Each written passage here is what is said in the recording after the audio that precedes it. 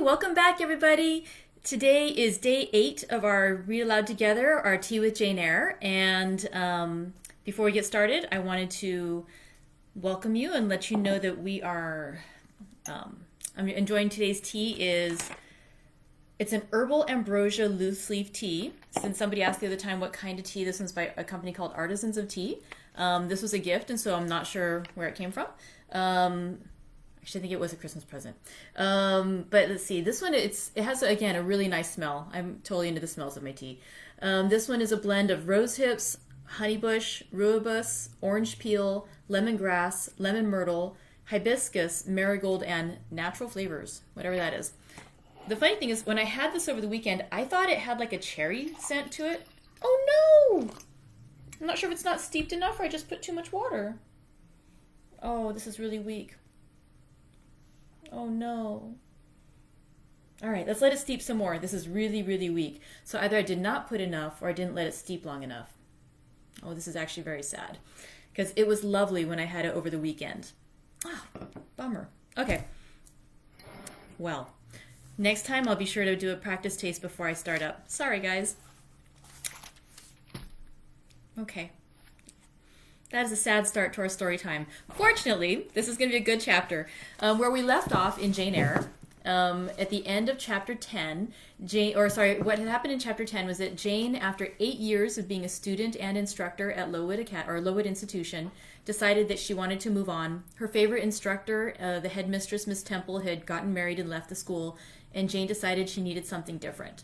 And so she ends up applying in the newspaper for a position as a governess, and she is accepted by a Mrs. Fairfax to become a governess to a young lady at Thornfield Hall. And so where we ended chapter 10 was Bessie, her old nursemaid from Gateshead Hall, came out to visit, and the two of them had a lovely chat. They caught up with each other. We found out a bit about what's been going on with the Reed family, her cousins and her aunt. And Bessie, although initially, she actually did really like Jane Eyre. She had enjoyed working with her best of all the children, but she was a little disappointed at first that she was so plain and that she looked so quiet. But then Jane impressed her with her knowledge, her ability to draw, her ability to play the piano and to speak French, and Bessie once again was charmed. And so finally, before Bessie left, they had a little bit of a chat too about how Jane's uncle, another Mr. Eyre, had stopped by Gateshead Hall 7 years prior, inquired about her, and been quite disappointed he had not been able to see Jane. But that's all in the past. Jane is ready to move on, and when it left, when chapter 10 closed, she said goodbye to Bessie, and she was getting ready to go to her new life at Thornfield Hall as a governess. Before we get started too, I did want to also mention, in this chapter, I'm going to give a sneak preview. There's a little bit of French spoken. And in this particular edition that I'm reading, which is the Barnes & Noble Classics edition with introduction and notes by Susan Ostrov-Weiser, I appreciate that Mrs. Weiser decided to give us some translations. And so when there are bits spoken in French, I'm going to do my best to read them out. It's been a long time since I took high school level French, though, so my accent, So whether you speak French or not, you may not be able to understand what I say. So what I'll do is, after I read the line in French, when they have the translation given, I'll go ahead and do a little parentheses gesture. Hi! I'll do the parentheses gesture and I will translate it immediately. So, for example, quick preview. There's a little line where she says, I'm so hungry. And so we would say, J'ai bien faim moi. I am very hungry. And then we'd continue the text. And that's just because, for anyone who doesn't speak French or who doesn't understand my terrible French accent, that way we can all understand what's being said in the story. Okay, so with that explanation, we'll go ahead and get started with chapter 11 of Jane Eyre by Charlotte Brontë. Thank you. I actually really like this start too, sorry, because it sort of says a little bit about how we like to approach books. So, sorry, that was just me on my commentary. Ready, real. Chapter 11. A new chapter in a novel is something like a new scene in a play. And when I draw up the curtain this time, reader, you must fancy you see a room in the George Inn at Millcote, with such large-figured papering on the walls as inn-rooms have, such a carpet, such furniture, such ornaments on the mantelpiece, such prints, including a portrait of George III, and another of the Prince of Wales, and a representation of the death of Wolfe. All this is visible to you by the light of an oil lamp hanging from the ceiling, and by that of an excellent fire, near which I sit in my cloak and bonnet. My muff and umbrella lie on the table, and I am warming away the numbness and chill contracted by 16 hours' exposure to the rawness of an October day. I left Loughton at 4:00 a.m., and the Millcote town clock is just now striking 8. Reader, though I look comfortably accommodated, I am not very tranquil in my mind. I thought when the coach stopped here there would be someone to meet me. I looked anxiously round as I descended the wooden steps the boots placed for my convenience, expecting to hear my name pronounced and to see some description of carriage waiting to convey me to Thornfield. Nothing of the sort was visible, and when I asked a waiter if anyone had been to inquire after Miss Eyre, I was answered in the negative, so I had no resource but to request to be shown into a private room, and here I am waiting, while all sorts of doubts and fears are troubling my thoughts. It is a very strange sensation to inexperienced youth to feel itself quite alone in the world, cut adrift from every connection, uncertain whether the port to which it is bound can be reached, and prevented by many impediments from returning to that it had quitted. The charm of adventure sweetens that sensation, the glow of pride warms it, but then the throb of fear disturbs it, and fear with me became predominant when half an hour elapsed, and still I was alone. I bethought myself to ring the bell. "Is there a place in the neighborhood called Thornfield?" I asked of the waiter who answered my summons. "Thornfield?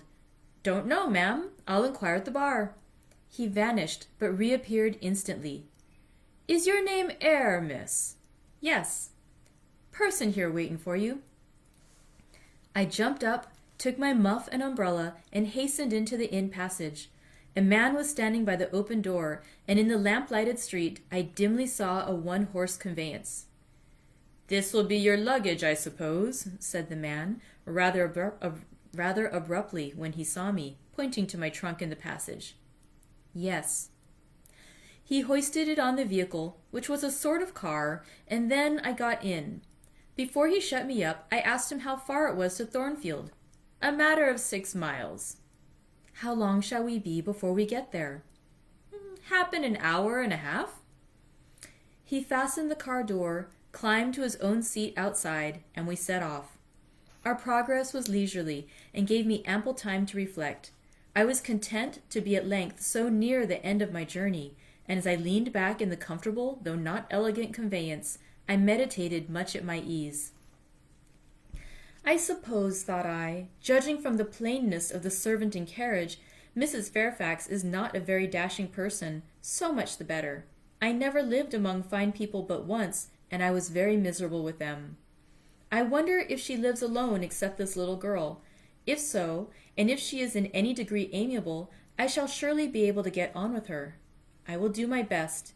It is a pity that doing one's best does not always answer. At Lowood, indeed, I took that resolution, kept it, and succeeded in pleasing. But with Mrs. Reed, I remember my best was always spurned with scorn. I pray God Mrs. Fairfax may not turn out a second Mrs. Reed, but if she does, I am not bound to stay with her. Let the worst come to the worst. I can advertise again. How far are we on our road now, I wonder? I let down the window and looked out. Millcote was behind us. Judging by the number of its lights, it seemed a place of considerable magnitude, much larger than Loughton. We were now, as far as I could see, on a sort of common, but there were houses scattered all over the district. I felt we were in a different region to Lowood, more populous, less picturesque, more stirring, less romantic. The roads were heavy, the night misty. My conductor let his horse walk all the way, and the hour and a half extended, I verily believe, to 2 hours. At last he turned in his seat and said, "You're none so far from Thornfield now." Again I looked out. We were passing a church. I saw its low, broad tower against the sky, and its bell was tolling a quarter. I saw a narrow galaxy of lights, too, on a hillside, marking a village or hamlet. About 10 minutes after, the driver got down and opened a pair of gates. We passed through, and they clashed to behind us. We now slowly ascended a drive and came upon the long front of a house. Candlelight gleamed from one curtained bow window. All the rest were dark. The car stopped in the front door. It was opened by a maidservant. I alighted and went in. "Will you walk this way, ma'am?" said the girl, and I followed her across a square hall with high doors all round. She ushered me into a room whose double illumination of fire and candle at first dazzled me, contrasting as it did with the darkness to which my eyes had been for 2 hours inured. When I could see, however, a cozy and agreeable picture presented itself to my view.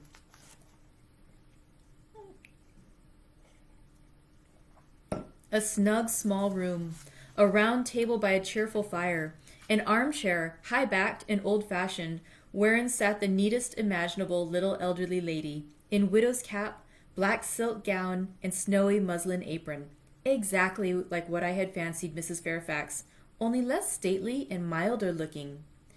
She was occupied in knitting. A large cat sat demurely at her feet. Nothing, in short, was wanting to complete the beau ideal of domestic comfort. A more reassuring introduction for a new governess could scarcely be conceived. There was no grandeur to overwhelm, no stateliness to embarrass, and then, as I entered, the old lady got up and promptly and kindly came forward to meet me. "How do you do, my dear? I am afraid you have had a tedious ride. John drives so slowly. You must be cold. Come to the fire." "Mrs. Fairfax, I suppose?" said I. "Yes, you are right. Do sit down." She conducted me to her own chair, and then began to remove my shawl and untie my bonnet strings. I begged she would not give herself so much trouble. "Oh, it is no trouble. I dare say your hands are almost numbed with cold. Leah, make a little hot negus, and cut a sandwich or two. Here are the keys of the storeroom." And she produced from her pocket a most housewifely bunch of keys, and then delivered them to the servant. "Now then, draw nearer to the fire," she continued. "You've brought your luggage with you, haven't you, my dear?" "Yes, ma'am." "I'll see it carried into your room," she said, and bustled out. She treats me like a visitor, thought I. I little expected such a reception. I anticipated only coldness and stiffness. This is not like what I have heard of the treatment of governesses, but I must not exult too soon. She returned. With her own hands cleared her knitting apparatus and a book or two from the table, to make room for the tray which Leah now brought, and then herself handed me the refreshments. I felt rather confused at being the object of more attention than I had ever before received, and that, too, shown by my employer and superior. But as she did not herself seem to consider she was doing anything out of her place, I thought it better to take her civilities quietly. "Shall I have the pleasure of seeing Miss Fairfax tonight?" I asked, when I had partaken of what she offered me. "What did you say, my dear? I'm a little deaf," returned the good lady, approaching her ear to my mouth. I repeated the question more distinctly. "Oh, Miss Fairfax! Oh, you mean Miss Varens. Varens is the name of your future pupil." "Indeed? Then she is not your daughter?" "No, I have no family." I should have followed up my first inquiry by asking in what way Miss Varens was connected with her, but I recollected it was not polite to ask too many questions. Besides, I was sure to hear in time. "I am so glad," she continued, as she sat down opposite to me and took the cat on her knee. "I am so glad you are come. It will be quite pleasant living now with a companion.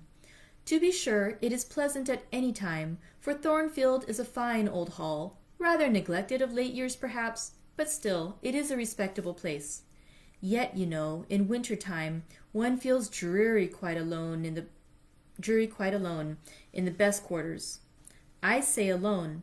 Leah is a nice girl to be sure, and John and his wife are very decent people, but then, you see, they are only servants, and one can't converse with them on terms of equality. One must keep them at due distance for fear of losing one's authority. I'm sure last winter it was a severe one, if you recollect, and when it did not snow, it rained and blew. Not a creature but the butcher and postman came to the house from November till February, and I really got quite melancholy with sitting night after night alone. I had Leah in to read to me sometimes, but I don't think the poor old girl liked the task much. She felt it confining. In spring and summer one got on better, Sunshine and long days make such a difference. And then, just at the commencement of this autumn, little Adela Varens came and her nurse. A child makes a house alive all at once, and now you are here, I shall be quite gay.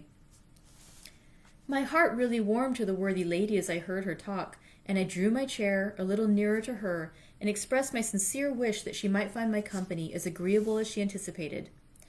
"But I'll not keep you sitting up late tonight," said she. "It is on the stroke of 12 now, and you have been traveling all day. You must feel tired. If you have got your feet well warmed, I'll show you your bedroom. I've had the room next to mine prepared for you. It is only a small apartment, but I thought you would like it better than one of the larger front chambers. To be sure, they have finer furniture, but they are so dreary and solitary, I never sleep in them myself." I thanked her for her considerate choice, and as I really felt fatigued with my long journey, expressed my readiness to retire. She took her candle, and I followed her from the room. First she went to see if the hall door was fastened. Having taken the key from the lock, she led the way upstairs. The steps and banisters were of oak. The staircase window was high and latticed. Both it and the long gallery into which the bedroom doors opened looked as if they belonged to a church rather than a house. A very chill and vault-like air pervaded the stairs and gallery, suggesting cheerless ideas of space and solitude, and I was glad, when finally ushered into my chamber, to find it of small dimensions and furnished in ordinary modern style. When Mrs. Fairfax had bid me a kind good night, and I had fastened my door, gazed leisurely around, and in some measure effaced the eerie impression made by that wide hall, that dark and spacious staircase, and that long, cold gallery, by the livelier aspect of my little room, I remembered that after a day of bodily fatigue and mental anxiety, I was now at last in safe haven. The impulse of gratitude swelled my heart, and I knelt down at the bedside and offered up thanks where thanks were due, not forgetting, ere I rose, to implore aid on my further path, and the power of meriting the kindness which seemed so frankly offered me before it was earned. My couch had no thorns in it that night, my solitary room no fears. At once weary and content, I slept soon and soundly. When I awoke, it was broad day. The chamber looked such a bright little place to me as the sun shone in between the gay blue chintz window curtains, showing papered walls and a carpeted floor, so unlike the bare planks and stained plaster of Lowood, that my spirits rose at the view. Externals have a great effect on the young. I thought that a fairer era of life was beginning for me, one that was to have its flowers and pleasures, as well as its thorns and toils. My faculties, roused by the changes seen, the new field offered to hope, seemed all astir. I cannot precisely define what they expected, but it was something pleasant, not perhaps that day or that month, but at an indefinite future period. I rose, I dressed myself with care, obliged to be plain, for I had no article of attire that was not made with extreme simplicity. I was still by nature solicitous to be neat. It was not my habit to be disregardful of appearance or careless of the impression I made. On the contrary, I ever wished to look as well as I could, and to please as much as my want of beauty would permit. I sometimes regretted that I was not handsomer. I sometimes wished to have rosy cheeks, a straight nose, and small cherry mouth. I desired to be tall, stately, and finely developed in figure. I felt it a misfortune that I was so little, so pale, and had features so irregular and marked. And why had I these aspirations and these regrets? It would be difficult to say. I could not then distinctly say it to myself. Yet I had a reason, and a logical, natural reason too. However, when I had brushed my hair very smooth and put on my black frock, which, Quaker-like as it was, at least had the merit of fitting to a nicety, and adjusted my clean white tucker, I thought I should do respectably enough to appear before Mrs. Fairfax, and that my new pupil would not at least recoil from me with antipathy. Having opened my chamber window and seen that I had left all things straight and neat on my toilet table, I ventured forth. Traversing the long and matted gallery, I descended the slippery steps of oak. Then I gained the hall. I halted there a minute. I looked at some pictures on the walls. One, I remember, represented a grim man and a cuirass, and one a lady with powdered hair and a pearl necklace. At a bronze lamp pendant on the ceiling, at a great clock whose case was of oak, curiously carved, and ebon black with time and rubbing. Everything appeared very stately and imposing to me, but then I was so little accustomed to grandeur. The hall door, which was half of glass, stood open. I stepped over the threshold. It was a fine autumn morning. The early sun shone serenely on embrowned groves and still green fields. Advancing onto the lawn, I looked up and surveyed the front of the mansion. It was 3 stories high, of proportions not vast, though considerable, a gentleman's manor house, not a nobleman's seat. Battlements around the top gave it a picturesque look. Its gray front stood out well from the background of a rookery, whose cawing tenants were now on the wing. They flew over the lawn and grounds to alight in a great meadow, from which these were separated by a sunk fence, and were an array of mighty old thorn trees, strong, knotty, and broad as oaks, at once explained the etymology of the mansion's designation. Further off were hills, not so lofty as those round Lowood, nor so craggy, nor so like barriers of separation from the living world, but yet quiet and lonely hills enough, and seeming to embrace Thornfield with the seclusion I had not expected to find existent so near the stirring locality of Millcote. A little hamlet, whose roofs were blent with trees, straggled up the side of one of those hills. The church of the district looked nearer Thornfield. Its old tower top looked over a knoll between the house and gates. I was yet enjoying the calm prospect and pleasant fresh air, yet listening with delight to the cawing of the rooks, yet surveying the wide, hoary front of the hall, and thinking what a great place it was for one lonely little dame like Mrs. Fairfax to inhabit, when that lady appeared at the door. "What, out already?" said she. "I see you are an early riser." I went up to her and was received with an affable kiss and shake of the hand. "How do you like Thornfield?" she asked. I told her I liked it very much. "Yes," she said, "it is a pretty place, but I fear it will be getting out of order unless Mr. Rochester should take it into his head to come and reside here permanently, or at least visit it rather oftener. Great houses and fine grounds require the presence of the proprietor." "Mr. Rochester!" I exclaimed. "Who is he?" "The owner of Thornfield," she responded quietly. "Did you not know he was called Rochester?" Of course I did not. I had never heard of him before, but the old lady seemed to regard his existence as a universally understood fact, with which everyone must be acquainted by instinct. "I thought," I continued, "Thornfield belonged to you." "To me? Bless you, child. What an idea! To me? I am only the housekeeper, the manager.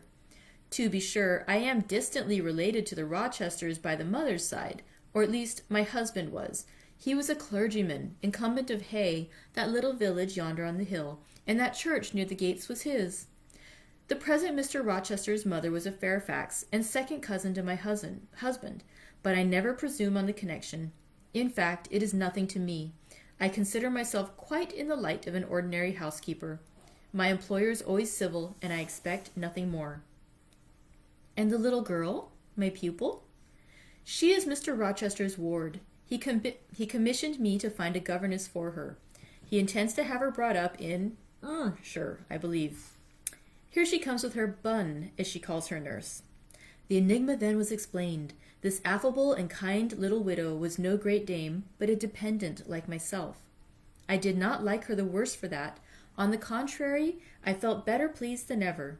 The equality between her and me was real, not the mere result of condescension on her part. So much the better. My position was all the freer. As I was meditating on this discovery, a little girl, followed by her attendant, came running up the lawn. I looked at my pupil, who did not at first appear to notice me.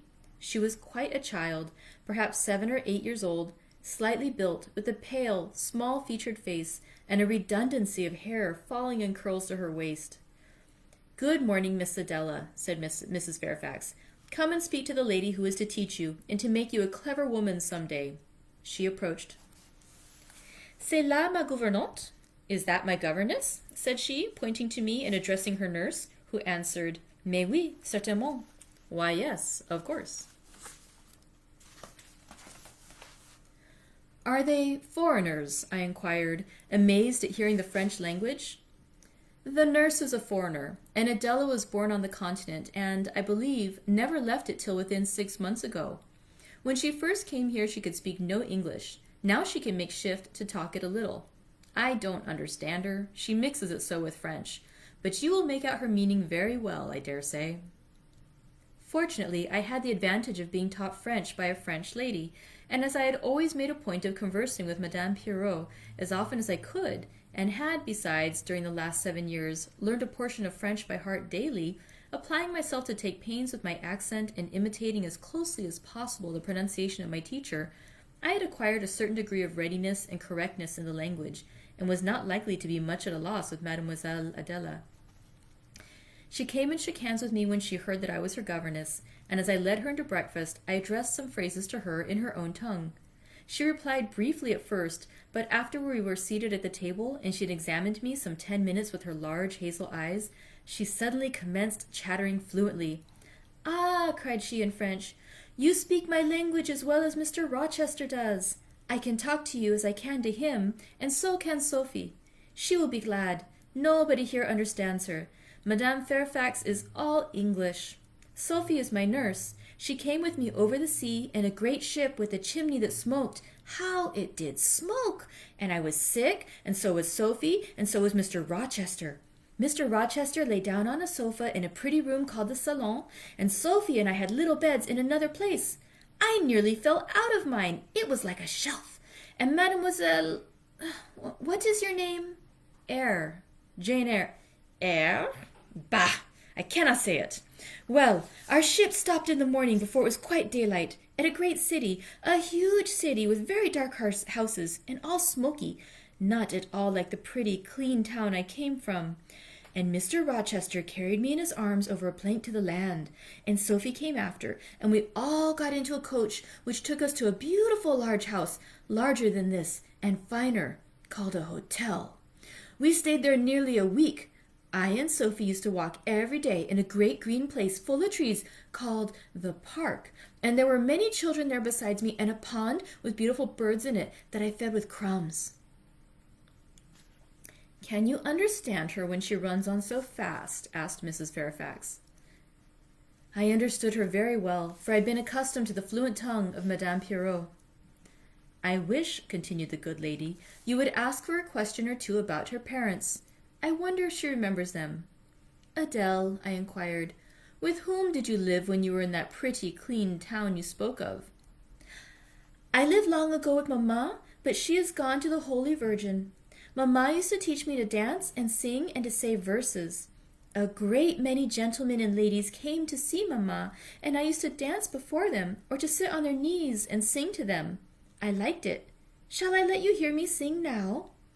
She had finished her breakfast, so I permitted her to give a specimen of her accomplishments.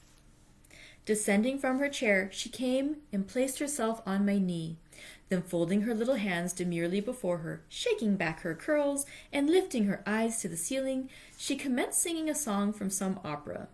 It was the strain of a forsaken lady who, after bewailing the perfidy of her lover, calls pride to her aid, desires her attendant to deck her in her brightest jewels and richest robes, and resolves to meet the false one that night at a ball, and prove to him, by the gaiety of her demeanor, how little his desertion has affected her.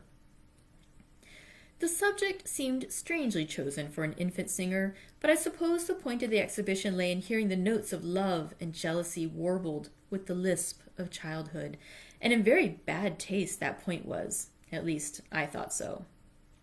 Adele sang the canzonet tunefully enough, and with the naivete of her age. This achieved, she jumped from my knee and said, "Now, mademoiselle, I will repeat you some poetry." Assuming an attitude, she began, "La Ligue des Rats, Fable de La Fontaine." Sorry, not that. That's just the title. She then declaimed the little piece with an attention to punctuation and emphasis, a flexibility of voice, and an appropriateness of gesture, very unusual indeed at her age, and which proved she had been carefully trained. "Was it your mamma who taught you that piece?" I asked. "Yes, and she just used to say it in this way. Qu'avez-vous donc? Lui dit un de ses rats parler." "What's the matter then?" says one of the mice to her. "Speak." "She made me lift my hand, so, to remind me to raise my voice at the question. Now, shall I dance for you? No, that will do. But after your mamma went to the Holy Virgin, as you say, with whom did you live then? With Madame Frederique and her husband. She took care of me, but she is nothing related to me. I think she is poor, for she had not so fine a house as mamma. I was not long there. Mr. Rochester asked me if I would like to go and live with him in England, and I said yes, for I knew Mr. Rochester before I knew Madame Frederique, and he was always kind to me and gave me pretty dresses and toys. But, you see, he has not kept his word, for he has brought me to England, and now he has gone back again himself, and I never see him. After breakfast, Adele and I withdrew to the library, which room, it appears, Mr. Rochester had directed should be used as a schoolroom. Most of the books were locked up behind glass doors, but there was one bookcase left open, containing everything that could be needed in the way of elementary works, and several volumes of light literature, poetry, biography, travels, a few romances, etc. I suppose he had considered that these were all the governess would require for her personal perusal, and indeed they contented me amply for the present. Compared with the scanty pickings I had now and then been able to glean at Lowood, they seemed to offer an abundant harvest of entertainment and information. In this room, too, there was a cabinet piano, quite new and of superior tone, also an easel for painting and a pair of globes. I found my pupil sufficiently docile, though disinclined to apply. She had not been used to regular occupation of any kind. I felt it would be injudicious to confine her too much at first, so when I talked to her a great deal, and got her to learn a little, and when the morning had advanced to noon, I allowed her to return to her nurse. I then proposed to occupy myself till dinner time in drawing some little sketches for her use. As I was going upstairs to fetch my portfolio and pencils, Mrs. Fairfax called to me. "Your morning school hours are over now, I suppose," said she. She was in a room, the folding doors of which stood open. I went in when she addressed me. It was a large, stately apartment, with purple chairs and curtains, a Turkey carpet, walnut-panelled walls, one vast window rich in stained glass, and a lofty ceiling, nobly moulded. Mrs. Fairfax was dusting some vases of fine purple spar, which stood on a sideboard. "What a beautiful room!" I exclaimed as I looked round, for I had never before seen anything half so imposing. "Yes, this is the dining room. I have just opened the window to let in a little air and sunshine, for everything gets so damp in apartments that are seldom inhabited. The drawing-room yonder feels like a vault." She pointed to a wide arch corresponding to the window, and hung like it with a Tyrian-dyed curtain, now looped up. Mounting to it by two broad steps and looking through, I thought I caught a glimpse of a fairy place, so bright to my novice eyes appeared the view beyond. Yet it was merely a very pretty drawing-room, and within it a boudoir, both spread with white carpets, on which seemed laid brilliant garlands of flowers, both sealed with snowy mouldings of white grapes and vine leaves, beneath which glowed in rich contrast crimson couches and ottomans, while the ornaments on the pale Parian mantelpiece were of sparkling Bohemian glass, ruby red, and between the windows large mirrors repeated the general blending of snow and fire. "In what order you keep these rooms, Mrs. Fairfax," said I. "No dust? No canvas coverings? Except that the air feels chilly, one would think they were inhabited daily." "Why, Miss Eyre, though Mr. Rochester's visits here are rare, they are always sudden and unexpected, and as I observed that it put him out to find everything swathed up and to have a bustle of arrangements on his arrival, I thought it best to keep the rooms in readiness." "Is Mr. Rochester an exacting, fastidious sort of man?" "Not particularly so, but he has a gentleman's tastes and habits, and he expects to have things managed in conformity to them." "Do you like him? Is he generally liked?" "Oh, yes. The family have always been respected here. Almost all the land in this neighborhood, as far as you can see, has belonged to the Rochesters time out of mind." "Well, but leaving his land out of the question, do you like him? Is he liked for himself?" "I have no cause to do otherwise than like him, and I believe he is considered a just and liberal landlord by his tenants, but he has never lived much among them. But has he no peculiarities? What, in short, is his character? Oh, his character is unimpeachable, I suppose. He is rather peculiar, perhaps. He has traveled a great deal and seen a great deal of the world, I should think. I dare say he is clever, but I never had much conversation with him. In what way is he peculiar? I don't know. It is not easy to describe. Nothing striking, but you feel it when he speaks to you. You cannot be always sure whether he is in jest or earnest, whether he is pleased or the contrary. You don't thoroughly understand him. In short, at least, I don't. But it is of no consequence. He is a very good master. This was all the account I got from Mrs. Fairfax of her employer and mine. There are people who seem to have no notion of sketching a character, or observing and describing salient points, either in persons or things. The good lady evidently belonged to this class. My queries puzzled, but did not draw her out. Mr. Rochester was Mr. Rochester in her eyes, a gentleman, a landed proprietor, nothing more. She inquired and searched no further, and evidently wondered at my wish to gain a more definite notion of his identity. When we left the drawing-room, she proposed to show me over the rest of the house, and I followed her upstairs and downstairs, admiring as I went, for all was well arranged and handsome. The large front chambers I thought especially grand, and some of the third-story rooms, though dark and low, were interesting from their air of antiquity. The furniture once appropriated to the lower apartments had from time to time been removed here, as fashions changed, and the imperfect light, entering by their narrow casements, showed bedsteads of 100 years old, chests in oak or walnut, looking, with their strange carvings of palm branches and cherubs' heads, like types of the Hebrew Ark. Rows of venerable chairs, high-backed and narrow, stools still more antiquated, on whose cushioned tops were yet apparent traces of half-effaced embroideries wrought by fingers that for 2 generations had been coffin dust. All these relics gave to the third story of Thornfield Hall the aspect of a home of the past, a shrine of memory. I liked the hush, the gloom, the quaintness of these retreats in the day, but I by no means coveted a night's repose on one of those wide and heavy beds, shut in some of them with doors of oak, shaded others with wrought old English hangings, crusted with thick work portraying effigies of strange flowers and stranger birds, and strangest human beings, all which would have looked strange indeed by the pallid gleam of moonlight. Do the servants sleep in these rooms? I asked. No, they occupy a range of smaller apartments to the back. No one ever sleeps here.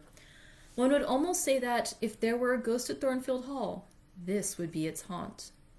Ooh, so I think. You have no ghosts, then?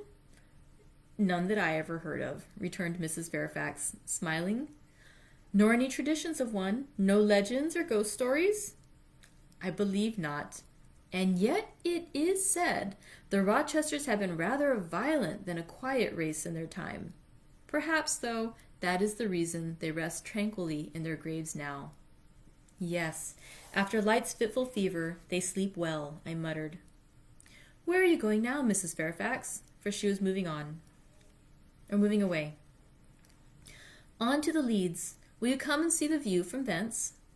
I followed still, up a very narrow staircase to the attics, and thence by a ladder and through a trap-door to the roof of the hall. I was now on a level with the crow colony and could see into their nests.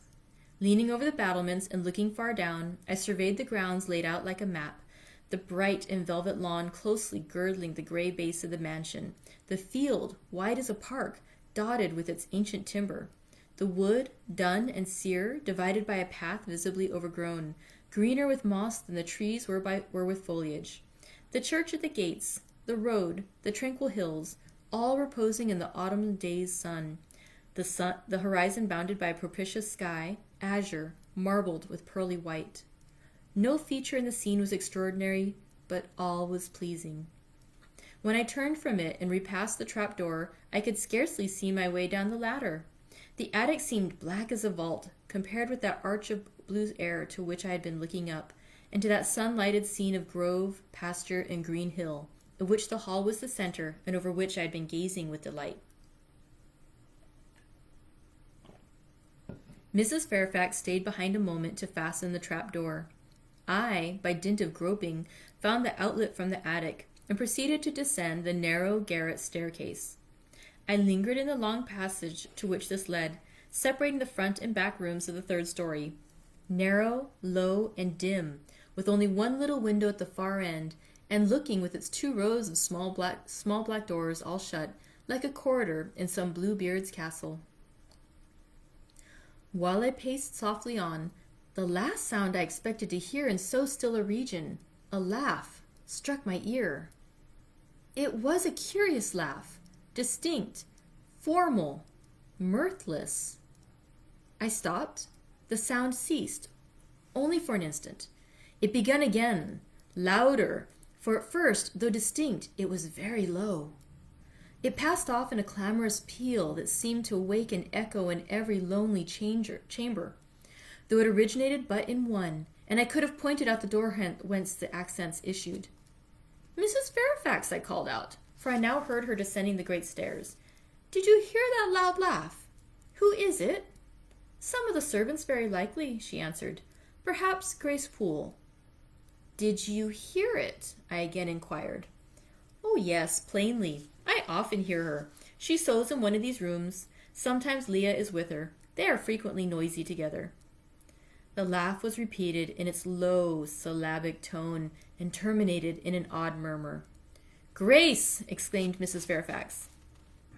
I really did not expect any Grace to answer, for the laugh was as tragic, as preternatural a laugh as any I ever heard, and, but that it was high noon and that no circumstance of ghostliness accompanied the curious cachinnation, but that neither scene nor season favored fear, I should have been superstitiously afraid.